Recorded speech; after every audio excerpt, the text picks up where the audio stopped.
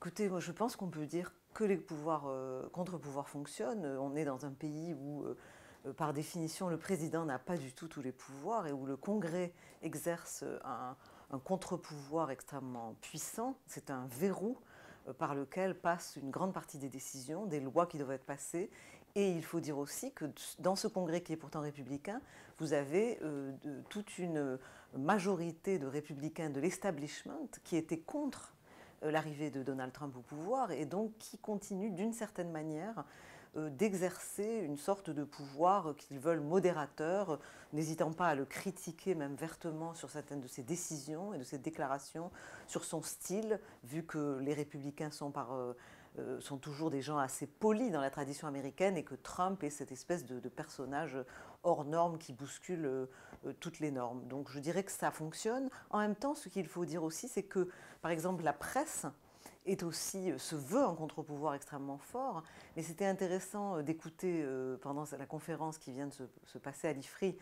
Jeffrey Goldberg, qui disait moi,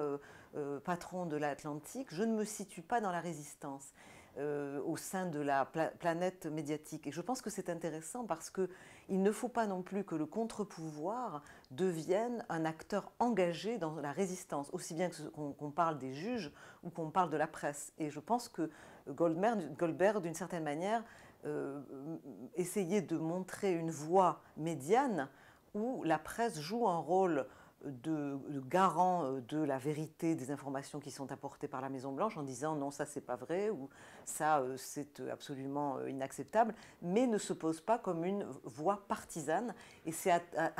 il me semble que c'est seulement à cette condition que la presse restera un quatrième pouvoir crédible auprès de la population, parce qu'il faut bien le dire qu'aujourd'hui, les médias américains sont discrédités et ne bénéficient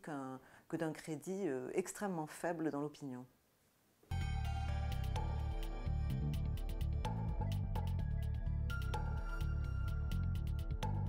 Je pense qu'il y a une vraie difficulté, une vraie bataille interne au Parti démocrate pour prendre la mesure de cet échec. Je crois qu'il y a eu une tentation au sein du Parti démocrate il y a une tentation qui continue d'attribuer la responsabilité de l'échec finalement à la personnalité d'Hillary et à la personnalité de Trump. Et aujourd'hui, le Parti démocrate est tellement focalisé sur une espèce de diabolisation de Trump qu'ils ont du mal à réfléchir aux raisons profondes de leur échec. Et je pense que c'est notamment le cas à cause sur la question en fait centrale de ce qui a été le cœur de cible du Parti démocrate depuis des années, qui est ce qu'on appelle aux États-Unis la politique des identités, et qui est en fait le fait que le Parti démocrate s'était positionné essentiellement comme un parti qui était le parti défendant les minorités, et que son électorat finalement c'était l'addition de différentes minorités. Nous allons défendre la cause des femmes, nous allons défendre la cause des Noirs, nous allons défendre la cause des Latinos, des gays, des trans, et qu'il y a eu une rébellion d'une partie de l'Amérique contre cette idéologie, et qu'aujourd'hui, vous avez des voix démocrates qui disent il faut aller au-delà, il faut revenir à l'idée qu'on peut parler de la nation, que ce n'est pas un gros mot, qu'on peut parler des frontières, ce n'est pas un gros mot, et que ce n'est pas nécessairement un discours anti-immigration que de dire il faut réfléchir sur cette notion de frontière. Bref, je crois qu'il y a tout un travail qui reste à faire au sein du Parti démocrate sur la question idéologique, et j'ai été frappée par le fait que Jeffrey Goldberg a approuvé l'idée que le Parti démocrate devait essayer de trouver un nouveau créneau où il serait peut-être culturellement plus au milieu, revenir dans une position médiane, tout en allant plutôt à gauche sur les questions socio-économiques.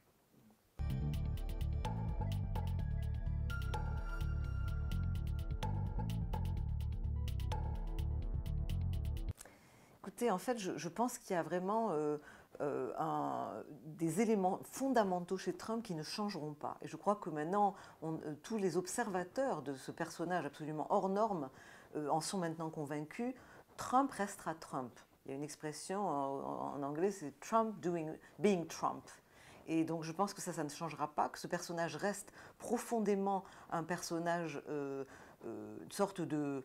perturbateur en chef du système, qu'il se voit essentiellement comme un outsider qui a pour mission, au nom du peuple américain qu'il incarne et qu'il a élu, de bousculer ce système. Il a une sorte de mépris pour la classe politique, pour l'establishment, pour le statu quo, pour les gens en place, et pense qu'ils sont incapables de penser hors de la boîte et que peut amener cette espèce de coup de pied gigantesque dans le système. Mais je pense aussi que nous voyons pour l'instant que cet homme a montré surtout son côté destructeur. Et nous ne savons pas si Trump est capable, sur les ruines de ce qu'il est en train, du système qu'il est en train de secouer, il sera capable de créer quelque chose où s'il appartiendra à l'homme qui lui succédera un jour de repenser en fait le système qu'il aura au minimum secoué et peut-être même ébranlé en profondeur.